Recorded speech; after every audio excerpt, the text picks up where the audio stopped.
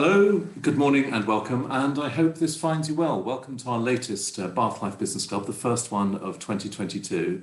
It's a discussion on recruitment. It's a pressing topic for so many sectors, so many companies. We'll also be discussing onboarding in what for many is already a hybrid world and will be continuingly so. This business club is sponsored once more by our good friends at Mogers Drewett. We'll shortly be speaking with our disparate panel covering hospitality, financial advisors, law and recruitment itself. Recruitment is, we have it in so many conversations in Bath Life, recruitment is such a key challenge right now for many business owners. We've got a great cast this morning: Lucy Cotterell of Mogers Drewett, Joe Cussens, the Bath Pub Company, Debbie Boulton, Richardson Swift, and Emma Summers, Juice Recruitment. So if we've moved from the great pause to the great resignation, as it's been dubbed, perhaps unhelpfully, what are the strategies to find great new people? Are there particular age gaps? At a deeper level, has the pandemic changed at least some people's sense of a career? There's some sense of that, by the way, in the data showing a big surge in startups, which connects with our own Entreconf, and I'll be touching on that shortly. As we begin to end this time of great uncertainty, to put it mildly, are people more or perhaps less willing to move now? And of what is new, what might endure? Please do send your questions using the Q&A button below. And this business club will be on our Bath Life YouTube channel this afternoon. First up, let's hear from Sean McDonough, Managing Partner at Mogers Drewett. Sean, good morning to you.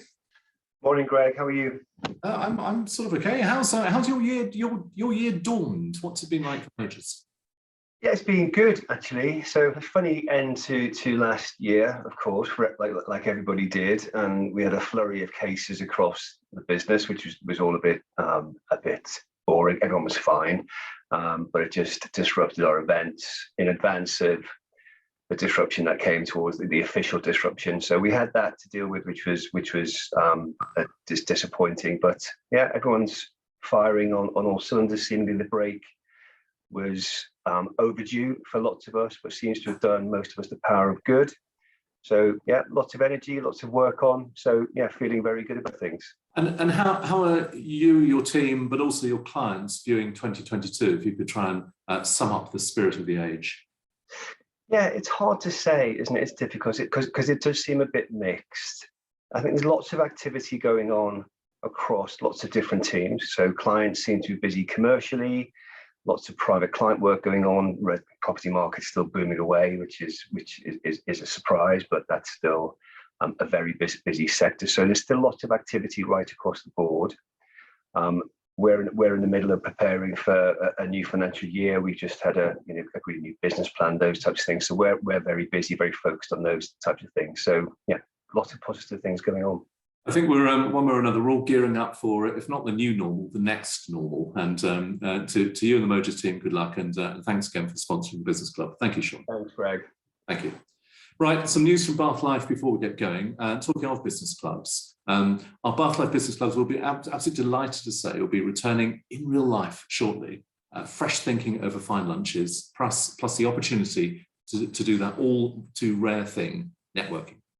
First one is on Feb 21st and is actually on sale now. They're limited each time to 60 people. They're run at the Royal Crescent Hotel, and please look out for the comms later this afternoon.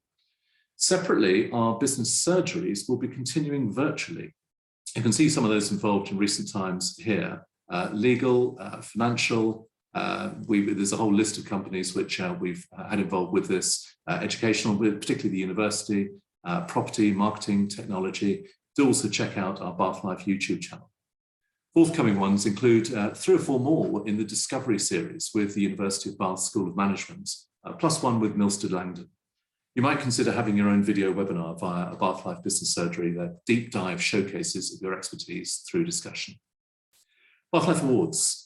We had a terrific Bath Life Awards grand reveal just on Thursday, nearly 150 attending. And all our finalists were revealed, and it has to be said there was much joy, huge excitement on social media as well. Well done again to our finalists. Next up will be the finalists and sponsors reception on Feb 2nd. If you're a finalist, please sign up, it's free. There's been a big old surge, by the way, in tickets and tables, including 2 more silver tables, this time for Statsbomb and Mary Shelley's House of Frankenstein, illustrating the range and variety of Bath businesses. We're now limiting individual ticket sales to 4 per company, given the strength of sales so far, and also our desire to include as many companies as possible. Or all the signs are the awards are once more for the umpteenth time on course to sell out. Separate to that, it was really joyful to read the extraordinary nominations, over 300 of them this time. Powerful stories of nimble, thoughtful businesses. Bath Life is in rude good health. Those awards are held on the 3rd of March, Assembly Rooms. Bath Boule, somewhere else on the social business scale, Bath Boule is back on the 22nd to 24th of July in Queen Square. It's a lovely, highly social occasion, raising money for local charities, somewhere around £700,000 cumulatively. If you want to be involved, please talk to us. Team tickets sell out each year, and the only way to guarantee being involved is by becoming a Boule sponsor. So all hail these civically minded companies. The headline sponsor, of course, once more, Brew and Dolphin. Thanks to them. The big Boule sponsors, Bath Rugby, Lightened, Hamptons, Novia, Sub13, Great Wine Company, and some outfit called Bath Life. Also a quick shout to the little Boule sponsors, Carter Jonas, Data Sharp, Mackenzie & Co, Minuteman, BGON, Royds Withy King, Spark Loop and St John's. There'll be more joining soon. Those remaining team ticket sales will go on sale on the 1st of March. The Property Awards are back on the 4th of November, which sounds like miles away. Yeah, it is really. It's a huge gathering of property and pro services companies. Some sponsorships are still available. It's been a tremendous success, and hitherto, Mogers Drewett have been the headline sponsor of our Property Awards.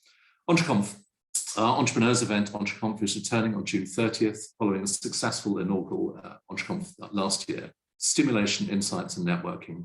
And we're running a series of EntreConf dinners. The next is on the 21st of March. Numbers are limited to that, so please talk to us if you'd like to go.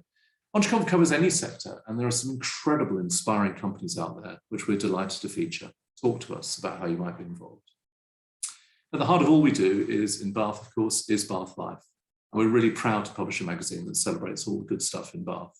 There's an extra special thing this year. 2022 is actually our 20th year of publishing. So of course, we'll have a huge, major celebratory issue in July, plus a massive social media campaign with our partners, plus a special event. We look forward to sharing the details. Thank you for your support for what we do, in print, in person, and on social. Okie dokie, let's do this. Let's bring forward our recruitment panelists. We'll do them individually ahead of the group discussion. First, let's hear from Joe Cussens, the Bath Pub Company. That's the Marlborough Tavern, Hare and Hounds, Locksbrook Inn, and the Moorfields. Joe, good morning. Good morning, Greg. Oh, that sounds very positive, sir. How are you? I don't need to ask, really. I got it for your answer. Yeah, I'm very well, thank you. Yes, yeah. All good here. How's your year started commercially? It started pretty well, actually. I mean, we always have low expectations for January, so our budget is pretty gloomy and pretty conservative and pessimistic. But so far, we've outperformed it, so we're pretty pleased. I mean, actually, we'll kind of come on to it's relevant because sales are great, and sales is one part of how we measure things. But for us, of course, it's how you meet those sales, and recruitment is a number one topic for us. So when we look at the business, and when we had an away day last week, it was the sales are kind of doing fine, but the real challenge for us is the teams and the recruitment.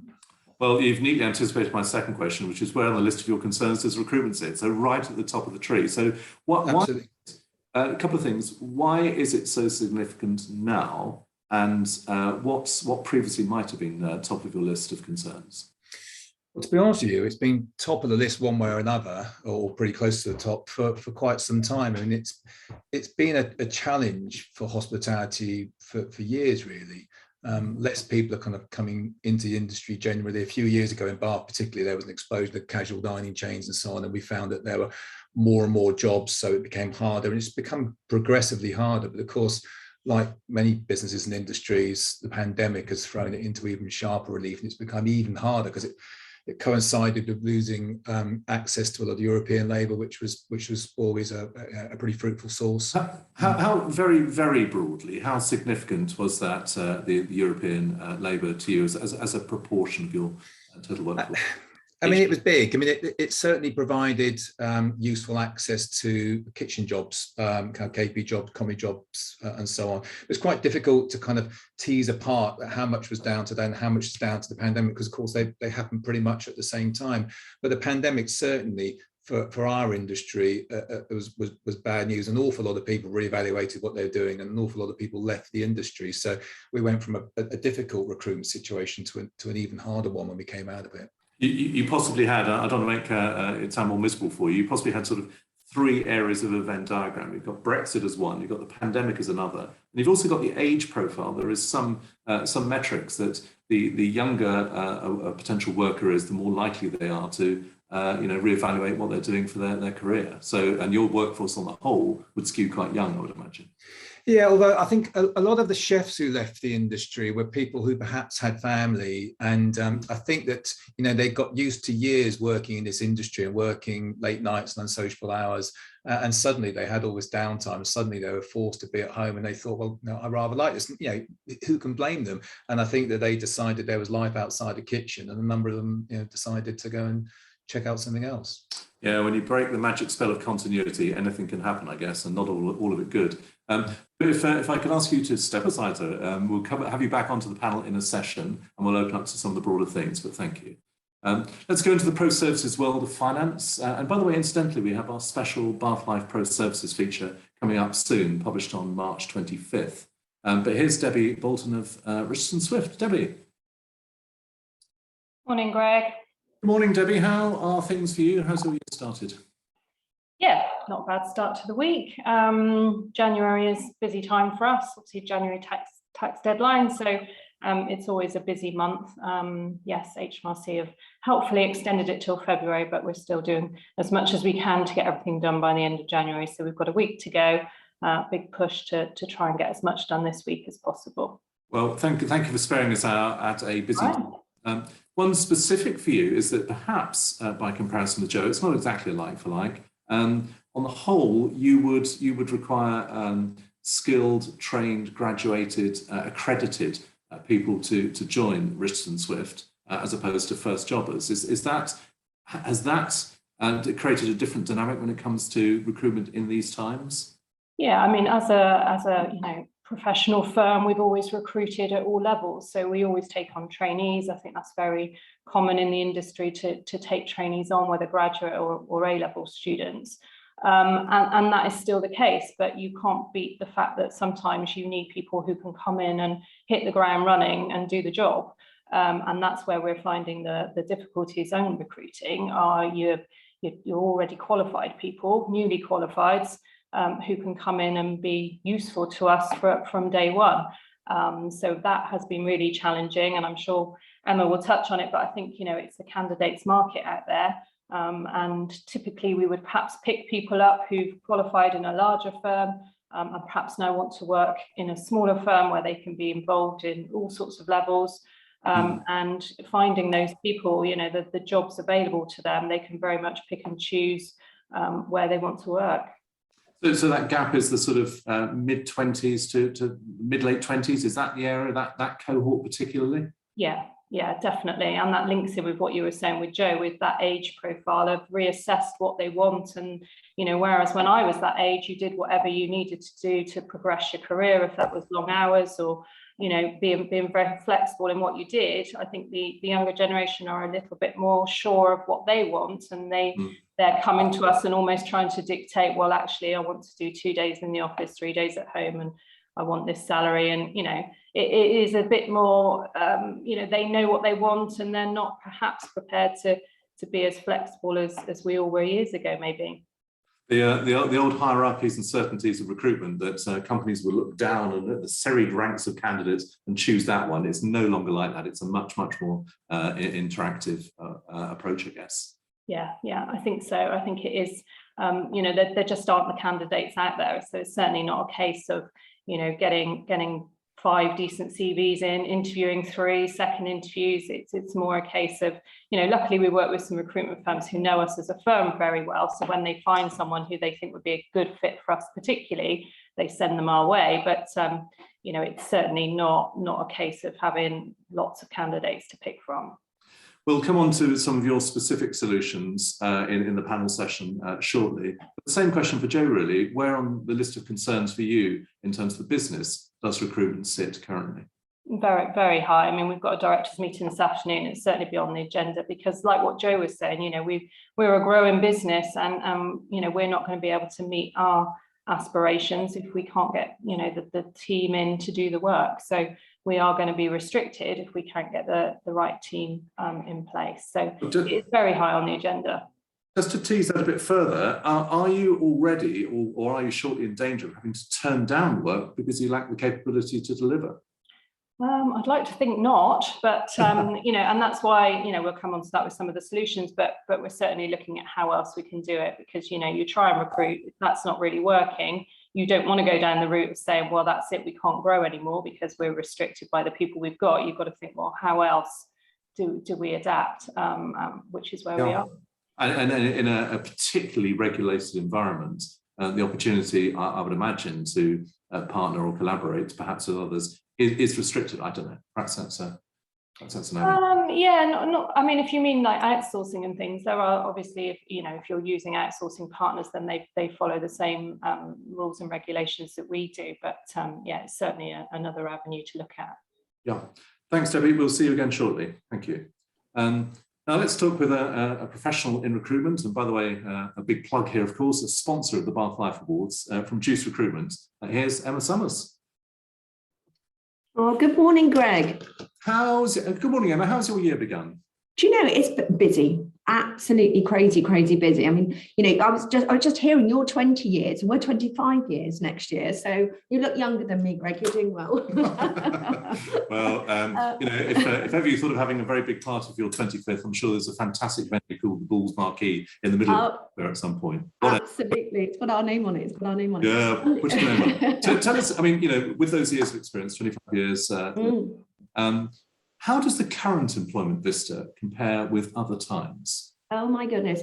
I think I look at the last year and we all came back to the office. We all started coming back to the office in April. And I didn't really, obviously we were in absolutely unknown territory. So I didn't really know how it would look. And I genuinely thought it would almost be sort of this steady sort of growth of jobs being registered, people thinking, right, okay, I'm going to go back to the workplace where I'm working from home, and how all of the flexible working would work. But we were shocked. We were genuinely shocked. It almost felt like everybody had this sort of absolute need to make up for lost time. So it was the number of vacancies being registered went through the roof. And what we actually saw very, very quickly was that candidate pool was minimal. And there was lots of different industry sectors feeding from the same candidate pool. So I think the effects of Brexit was then being hit. And you look, it was funny actually, I was commenting on this on Radio 5 Live at the beginning of this year. What happened is basically that candidate pool it shrunk, and it started to be used by lots of different industry sectors. So whereas somebody may have looked at a customer service role or an administrative role before, they're basically now, they were sort of having so many opportunities, thrown at them, as it were. And they had almost, whereas you could give a client a short list of 3 people, you could almost give them one person now and say, like, this person's got 3 job offers. So it very, very quickly, that candidate pool shrunk. And what that's actually done to the market is that it's a supply and demand. So you're looking at salaries now, and salaries have grown enormously in every industry sector because people can't find the people that they need to do the job. And presumably some sectors are more challenging than others. Which particularly have you found? Well, I think, we've touched on this sort of entry level position. And I think, obviously, and it was lovely hearing from Joe actually and what he was saying, because I've heard this from so many people, in the fact that you do look at your target market, you do look at those people that are, looking to sort of boost their income here and there. And I actually think you look at those individuals, and those are the ones that have got the multiple opportunities available to them. And I think we had a graduate that we placed in a role, and they had no experience, and their starting salary was 35,000. So I know. So I think they're in a great place. I mean, it's great, it's fantastic, but I think that just demonstrates how competitive the market is and how, and it is difficult. There is a sort of a thread of light though, or hope or what have you. And that is, I was reading the ONS report last week, and I do think it will level off. I do think it's just starting to level off. You've got employment now at 4.1%.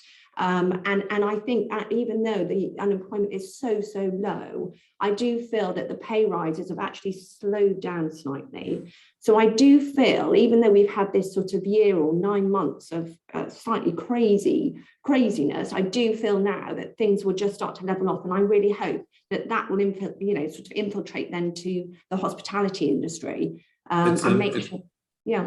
Sorry, I was going to say, it's usually good advice not to extrapolate from a peak or a trough. And that for a long time, the norms will apply. We'll pick up with you shortly, and Okay. thank you for now. Thank you. Thank you.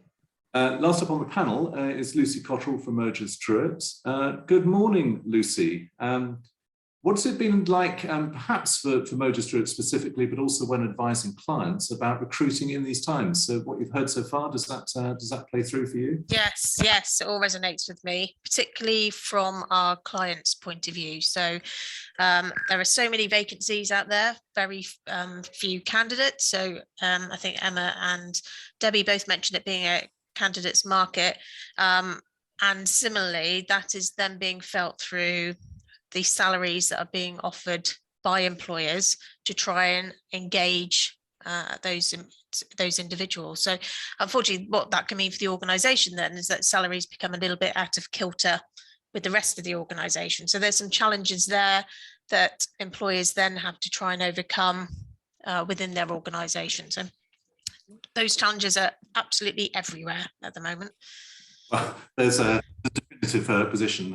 Sometimes lawyers slightly caveat their answers. You're saying absolutely everywhere. So. Well, from my point of view, anyway, yes, I think it's it's a challenge for lots of people for lots of reasons. And, the other reasons are around the whole working from home, although that's changed now, and the hybrid working that most people are trying to implement. Emma just said, and Debbie said as well, that a lot of candidates are wanting those sorts of working setups. They're almost dictating how they want to work. So that's another challenge for employers, is to try and encourage and engage with those new staff too. I wonder if there's a collision, however, the other way, that from an employer's point of view, or at least some employers, because of business uncertainty, and wherever we are in this pandemic cycle, we're definitely not at the end.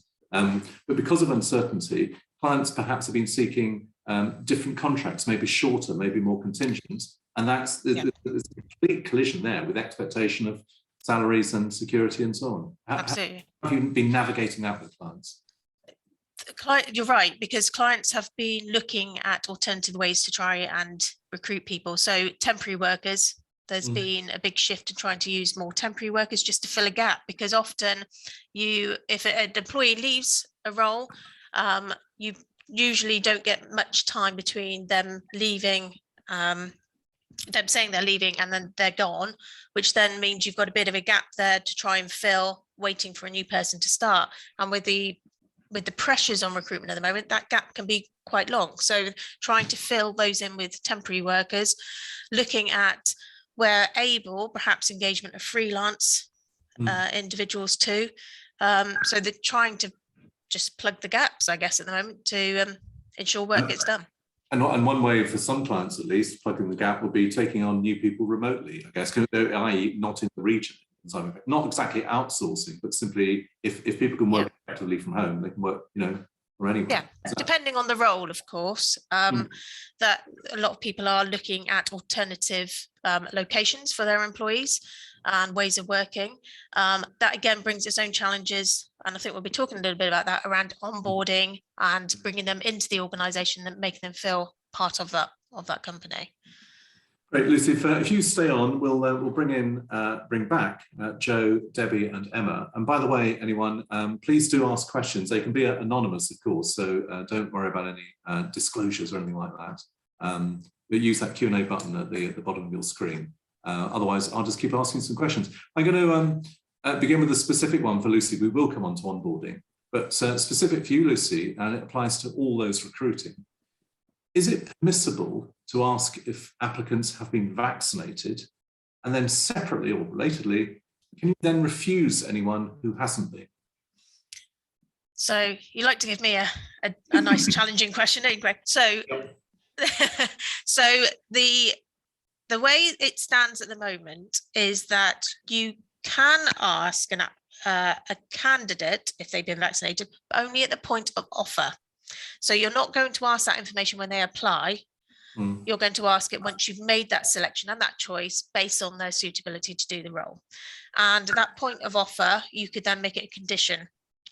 However, there may be some exceptions. So if somebody has a disability or a medical exemption, which means that they cannot be vaccinated, then obviously that they're not going to be able to be vaccinated for the role. So it's important, I think, for organisations to have processes and policies in place to identify what they would do in those circumstances, and whether that would be perhaps risk assessing the situation, and just seeing where that person works and how that's going to work out for them. But as we all know, this is a changing landscape at the moment when it comes to vaccinations and status and things like that. So watch this space, but that's how it currently.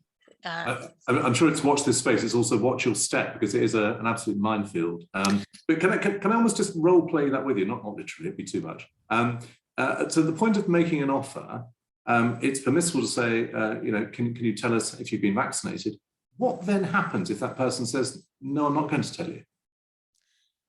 Well, I think you'll need to have a conversation with that individual to see what the situation is. And I think you need to be clear about why you need that person to be vaccinated. So it needs some thought behind it, I think, before you even start making those sort of conditions of offer, just to make sure that you're absolutely right. Somebody could come forward and say, I'm not going to tell you, or I'm not vaccinated, but I'm not going to tell you why. So you need some advice, I think, behind why or how you're going to deal with those sorts of matters.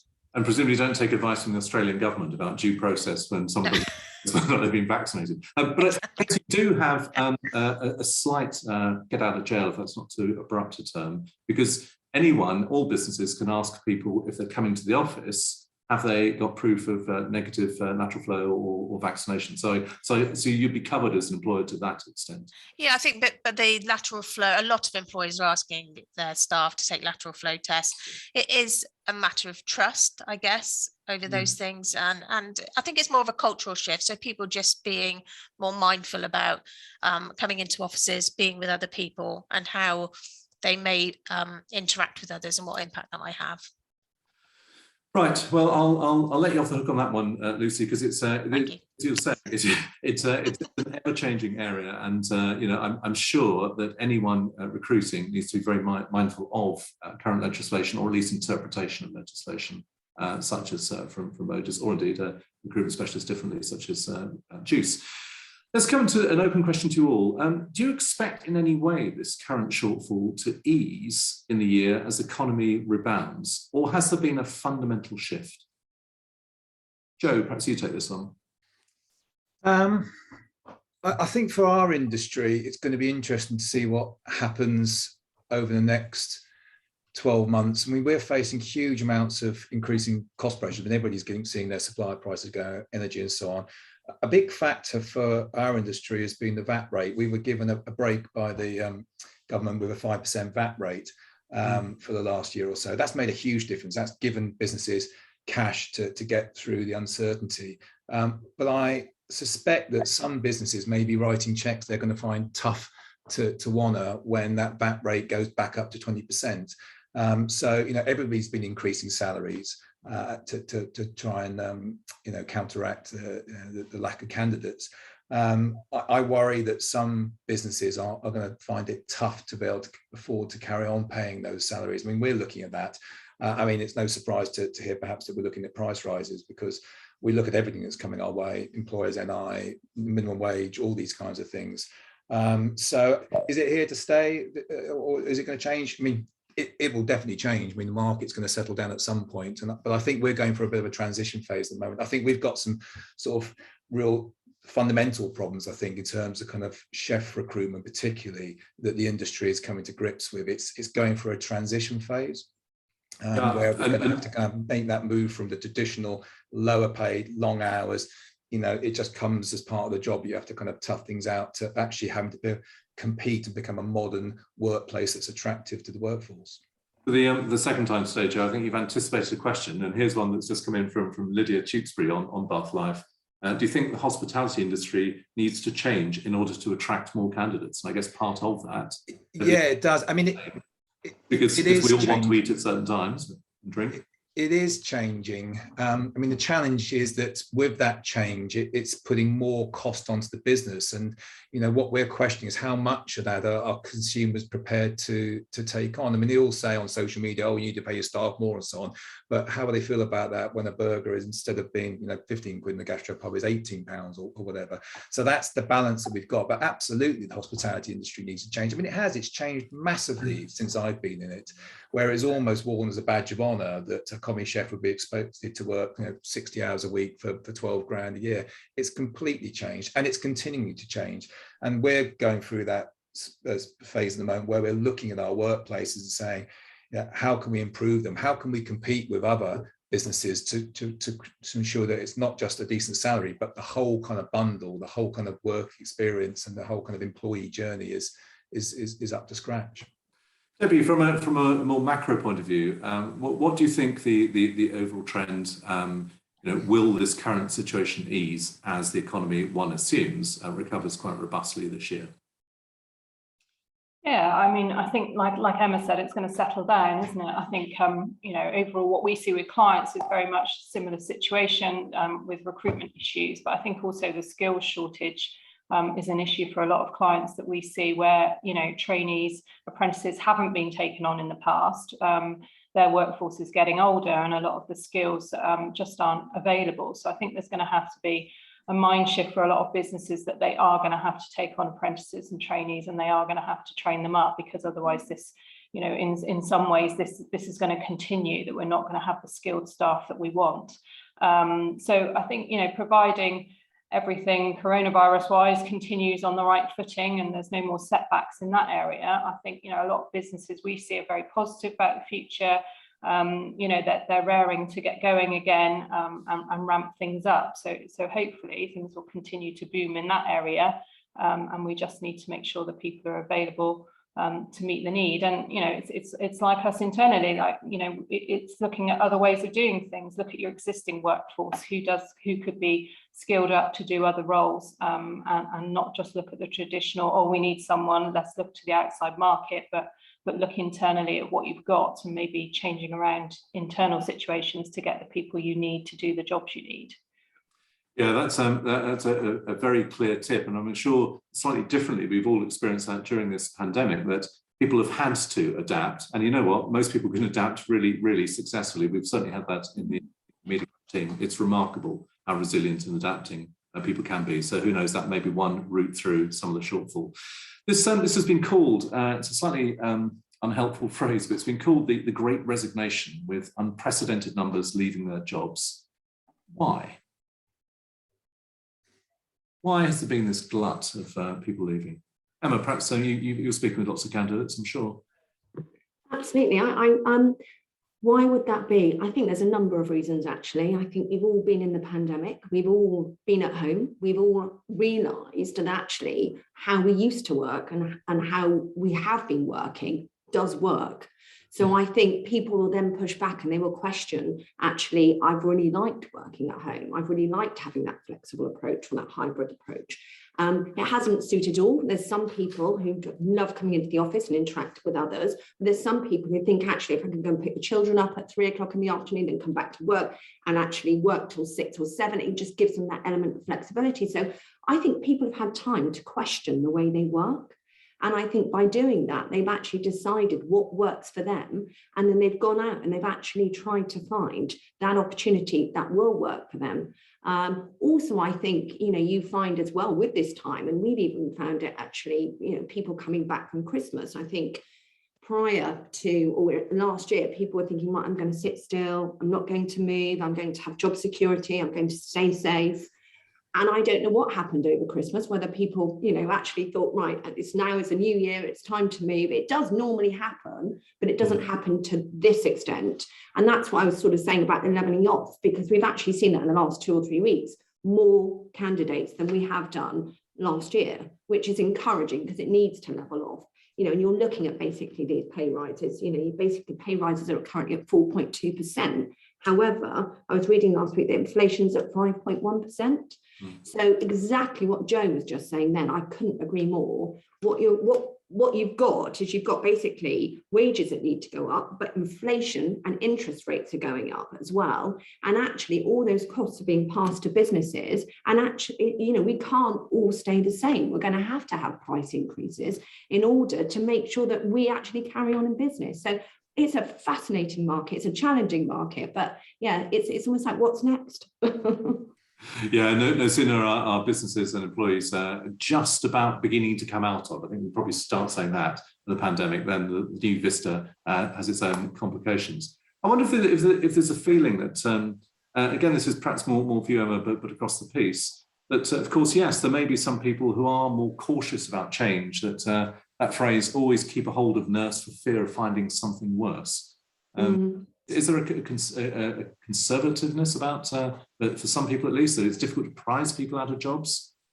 I think you used to have, I think we've all seen CVs, and you look at a CV and somebody stayed somewhere 6 months and then 6 months, and you instantly, it's almost like a sort of a, my gosh, right, what's gone on? And it's that's the alarm bells.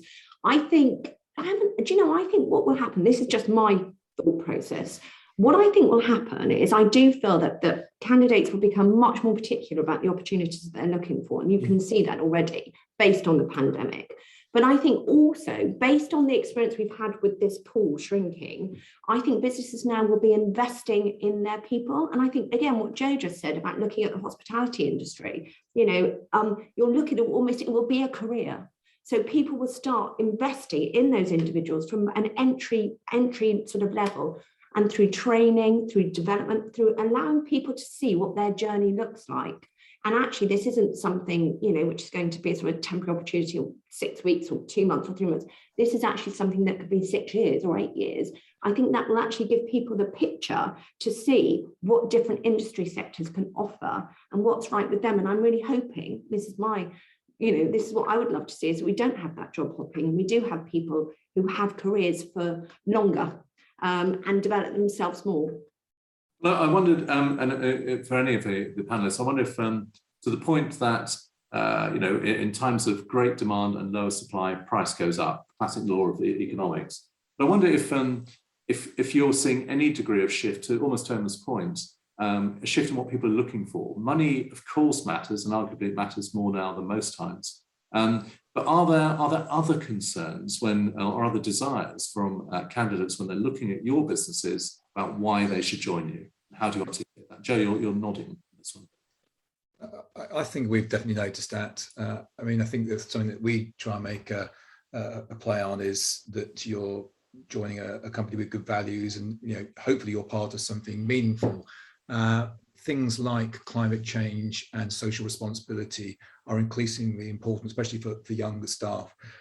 So that's becoming kind of a central kind of part of our recruitment strategy and our whole business strategy, really. We've recently refitted one of the kitchens at the Mogers, got rid of all the gas cooking equipment. This is a good example of the transition for the hospitality industry. Kitchen is a hostile environment, and when it's full of gas cooking equipment, it is as hot as an oven in there. Literally. In the summer, when there's a heat wave, I don't kind of relax. All I worry about is my chefs and think about them and how hot and how horrible that environment must be. So we've got rid of all that gas cooking equipment. It's terrible for the environment, and it's terrible for the working environment.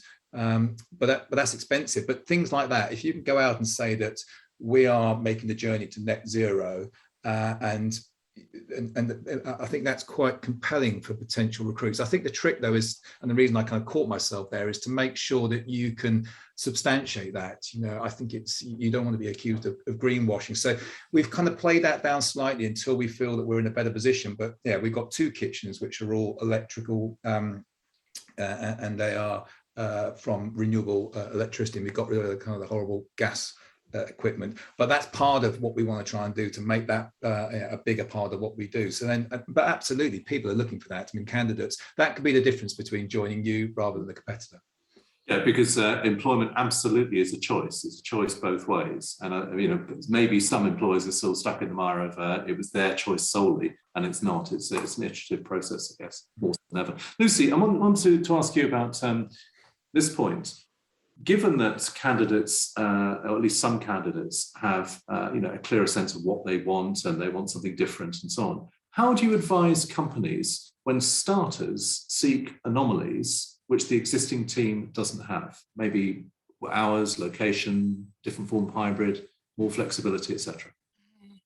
Yeah, no, that's a good question, because I think, and I think Joe's touched on this, really you need a bit of a strategy around how you're going to recruit people, what that might look like, and therefore what will the impact be on your organization. And there will be situations where you might be paying somebody more than perhaps you paid somebody originally for a role, and that's just market rates, market factors that affect that. But you might be wanting to look more broadly at what you offer people. So what benefits are you offering everybody? Because we're talking a lot about recruitment, but also we can't forget about retention as well, and trying to hold on to those skills and those knowledge and experience of people we already have. So it would be my advice to try and look at it as a whole. So as well as looking at how you might attract people, look at how you can keep your people too. So have you got good benefits in place? Have you got things around, I don't know, a good pension? You know, that's going to be attractive to some people. Have you got flexibility in your work? What about holidays? You know, those sorts of things. You're going to have to think about the benefits in the position of lots of different people as well. So for some group of people, a pension may be very attractive. For others, it might be having unlimited holidays. You know, you're going to have to think more widely about what you're providing. So in a peculiar way, there may be some form of pandemic dividend in which that businesses have to be, dare I say, better and more thoughtful when it comes to their teams, I guess, and how they're planning their programs. Whilst at the same time, they've got to make their money. They've got to make their money. Yeah, absolutely. Make their money back, having had a couple of crap years. Absolutely. That's why it needs to be so well thought out. Because like Joe was saying, the impact of maybe paying somebody more money means that your customer might end up paying more for your product or your service. So you've got to plan it all out, be clear about what it is you're trying to achieve at the end of the day. Talking of this area and also talking of civic mindedness and demonstrating connections with cities, we've had a question from DataSharp. I mentioned them earlier as one of our Bull sponsors. Martin Butland has observed, as difficult as it is to find new staff, their request for higher salaries mean I'm worried that existing staff will also need bigger pay rises. How do you think this looming problem is best handled? If indeed you agree with the premise, which you of course may not. I agree with Lucy that retention is absolutely key. You can't ignore that because, you know, they're your existing workforce, and if you lose them, you're going to have a big job replacing them. So you have to look at everybody else's salaries. You know, it's only fair. And let's be honest, they're going to find out sooner or later what the new person is on, because, you know, people talk. So you know, you just got to constantly go through that process. I think. I mean, we've just done it here. Actually, we reviewed all the salaries and decided, you know, are we going to change the structure? And yeah, it's easy to take good staff for granted. And, you know, I think down that path is a troubled area. You've got to look after those guys. So yeah, you're going to have to put those salaries up as well. You know, it's just a fact of life, I think. Also, at the same time, trying to find a way of getting back to what a business owner may wish in terms of profitability, I guess. And that's, as ever, that's the course which one has to navigate. Debbie, let's come back to you, to the question earlier about you know, how you, in perhaps a more regulated environment, what's been your workaround as you're seeking those qualified people, graduates, given the shortage? I think, you know, a bit like everyone else said, it's looking at retention as well, and how we can upskill our existing workforce. So, you know, regulatory wise, yes, there's obviously training that people need to do to keep their professional qualifications going, but it's looking at more than that, and, you know, linking in with what Joe And Lucy was saying about salaries. I mean, salaries are part of the package, but I think it's working with individual team members to say, okay, well, what is your path and how are you going to get there? Because, you know, this might be the salary they're on now, but they might want to go, well, hang on, I want to get to that salary. What do I actually need to do to get there?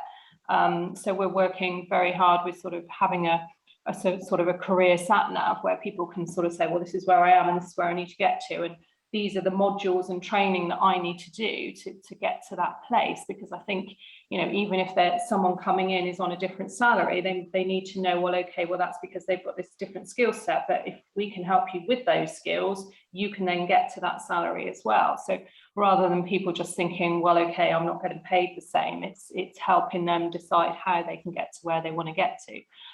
So skills, you know, and that's why I think for us having people back in the office is important, because, you know, great as people are able to do the more processing side of the job at home, you know, they're missing out on their commercial skills if they're not being, you know, here I could have a client meeting and pull one of the team into the meeting. They get to sit there, do my notes for me, but you know, they get to hear that meeting, absorb that information, and that's how they learn. That's how we all learn.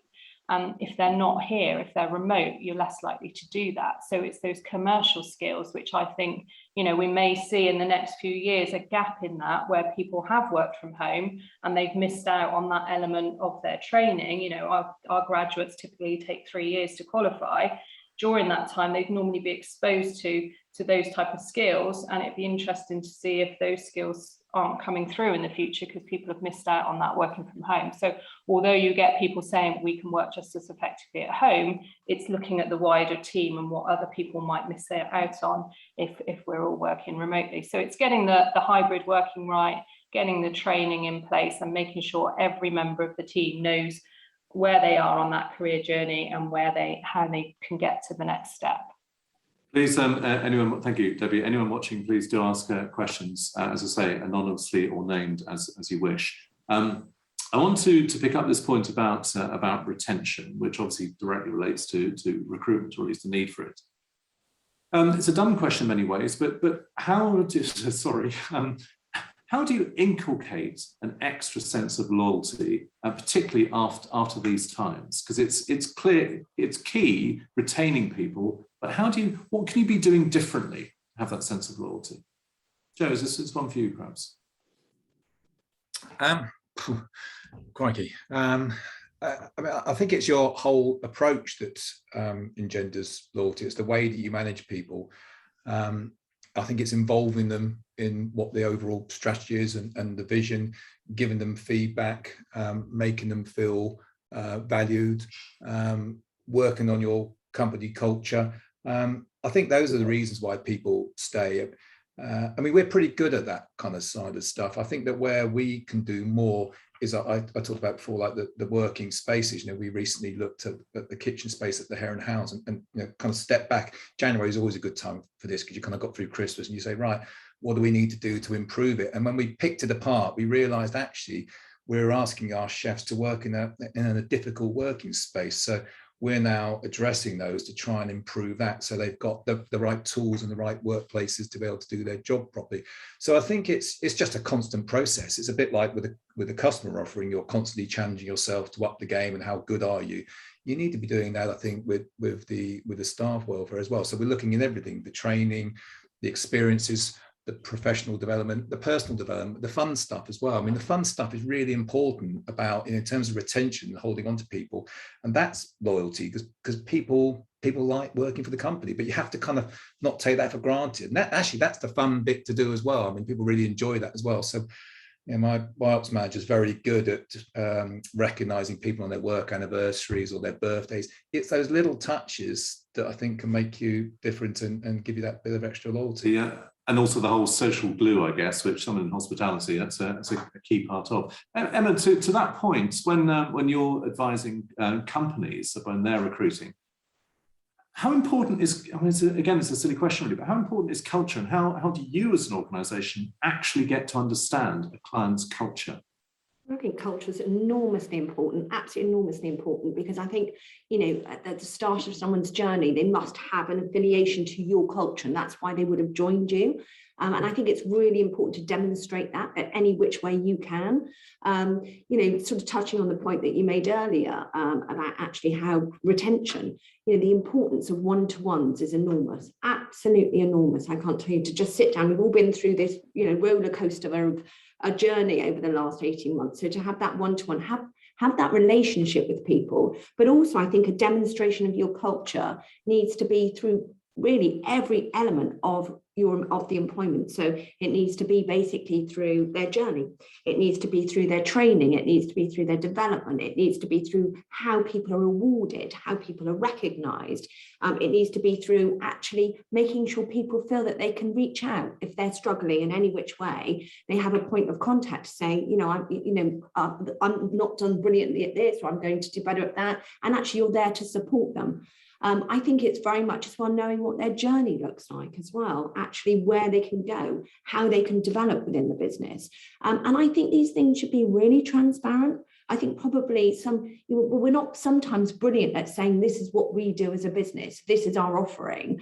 And actually, I think the more that we are sort of saying, look how, look at what you could join, look how brilliant this is, look at what this could mean to you.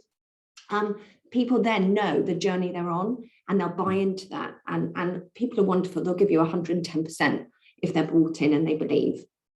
There was a phrase much in vogue a few years back, pre-pandemic, that culture trumps strategy. And in many respects, it arguably does more so now than ever previously, I guess. Strategy is a bit in abeyance at the moment with the uncertainty. Let's come on to onboarding.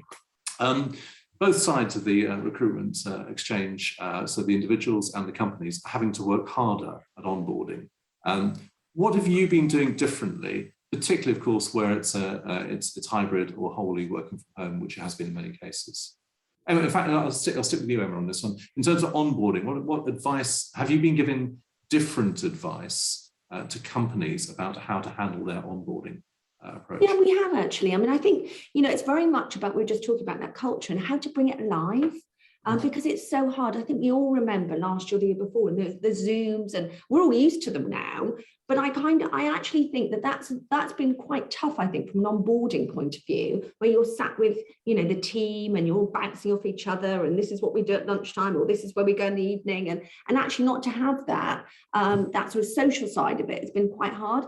I think it's just my advice to clients is very much to look at and I think actually all businesses should potentially do this, is actually look at your offering, look at your onboarding strategy, look at your recruitment strategy, look at your employment strategy, and actually make sure that it's documented and it's very visual across businesses. And then make sure with the onboarding that you are bringing that onboarding to life. So people are understanding your culture, people are understanding why they chose you, people are understanding what the job entails, you're setting up one-to-ones with managers so they can introduce themselves, and you'll make sure that there's always that point of contact if people are ever struggling.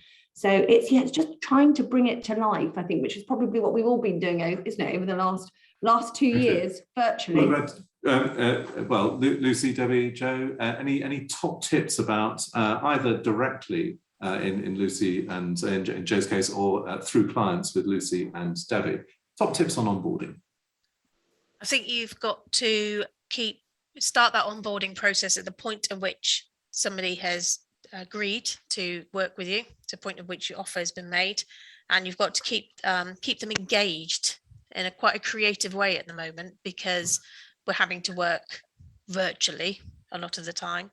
And I think the key word for me throughout the whole of the onboarding process is connection. Whether that's connecting with your line manager, whether it's connecting with your team, whether it's connecting with your buddy or mentor you may be assigned, it's having somebody connect to, because you need to be able to be engaged, be involved, be informed, and maintain that communication throughout the whole of the onboarding process. So that's my key word of the day: connection. Not necessarily looking for a key word, Debbie, but thank you, Lucy. How would you define or top tips for onboarding?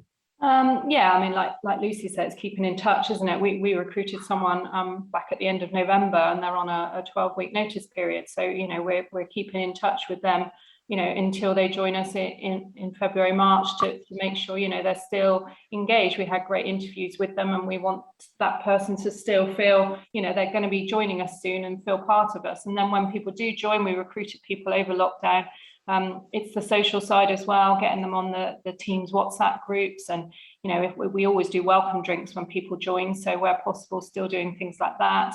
It'd be great when we can do the bigger sort of firm-wide social events. But, those things help as well. It is making people feel part of that team. Culture's hard when people are remote. So again, getting people back in the office will help with that. But it's as much as possible making them feel part of the team early on, and then keeping in regular contact with them to make sure they are, feeling included. But yeah, it's communication, isn't it? It's like everything in business. Communication, connection, and generally, Joe, working yet harder, I guess, than hitherto.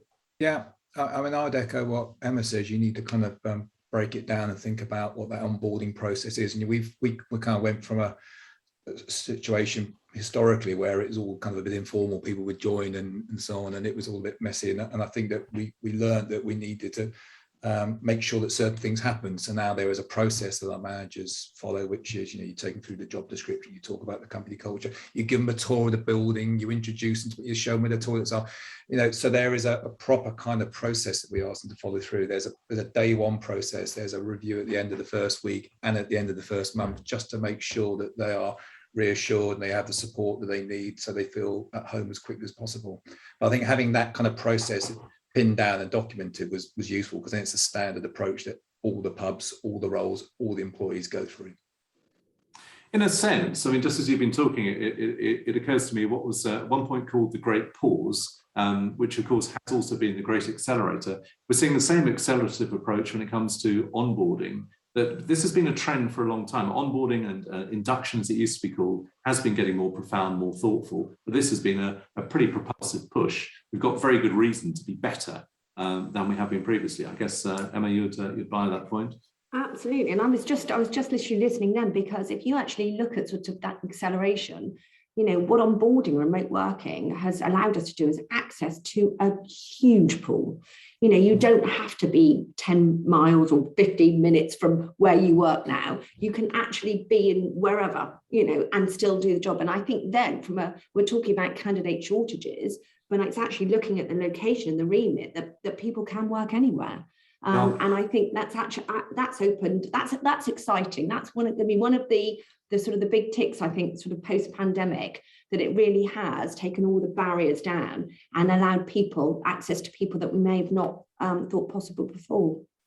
Well, one of my top tips, I'm going to display right now, is when you've got a new person who's done something good, you celebrate it immediately. And one of our new people, we've taken on 4 people since the beginning of December, I think. And one of our team has just this morning made her first sale, having joined us a week or so back. So I'm very happy for Kyra this morning. I noticed that come through. I'm going to use this last point here. I wonder what, think back to perhaps earlier in your career, what you would have been like as a newie in this hybrid strange world. How would you have navigated that time? Think back to your early 20s or whatever. I think it's such a different world, isn't it? It's very hard to do that. When you think about when we all joined the workforce, well, probably most of us joined the workforce, it was kind of pre-mobile phones and social media and so on. It's just such a different world. It feels like it feels like a different century, which it was obviously quite literally. So it's quite hard to think about it. I guess the same things would sort of remain in terms of it's how you're meant to feel at home and welcome as part of that team.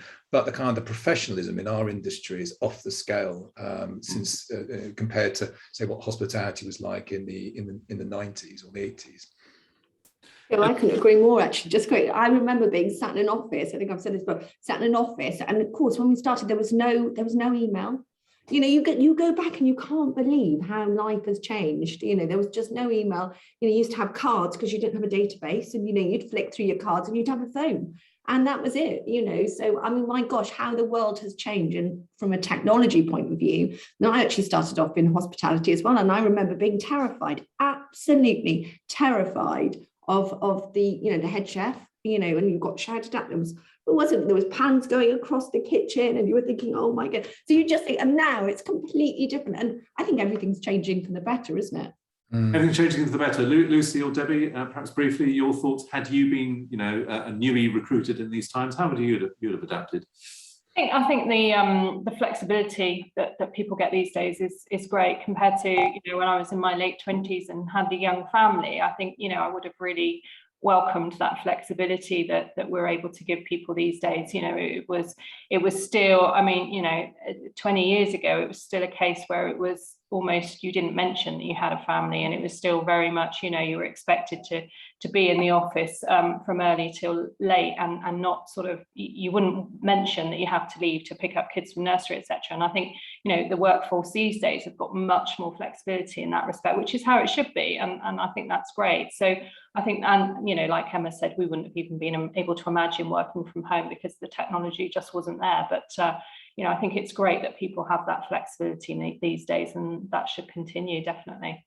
And Lucy, if you were plunged into this new world, having newly graduated in law, what would it have been like? Interesting, I think, but I agree with Debbie. I think that actually, although we've talked about it over the years about work-life balance being such an important thing, actually over the last 18 months, we've lived that for many of us. And I think that is such an important thing nowadays, to get that balance correct and right, and having access to lots of different ways of working through technology or through different people or things like that it's much more, I think it's much more exciting than when it was when I first started work. Well, I'm hearing for lots of different reasons, much positivity, a degree of trepidation about, of course, what the year might bring and some of the complexities, particularly around recruiting. But I'd like to, on your behalf, thank our speakers today for the comments. This hour is absolutely whizzed by. So to Lucy Cotterell, Mogers Drewett, Joe Cussens, the Bath Pub Company, thank you. Debbie Boulton, Richardson Swift, and Emma Summers from Juice Recruitment. Thank you to you for your time and questions today. And as ever, thanks to our business club sponsor, Mogers Drewett, and to Sean McDonough, we heard from earlier.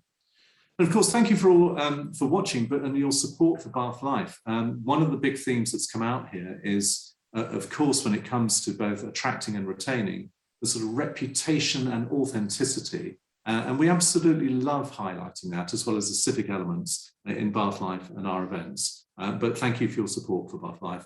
We look forward to seeing at least some of you, the first Bath Life Business Club in real life in nearly 2 years. That's just incredible. February 21st. Seeing many, many, many more of you, of course, at the Bath Life Awards on March the 3rd. Good luck to you all in the coming months. This has been a Media Clash production, and this has been the latest Bath Life Business Club. Bath together, always. Thank you. Thanks, Greg. Bye.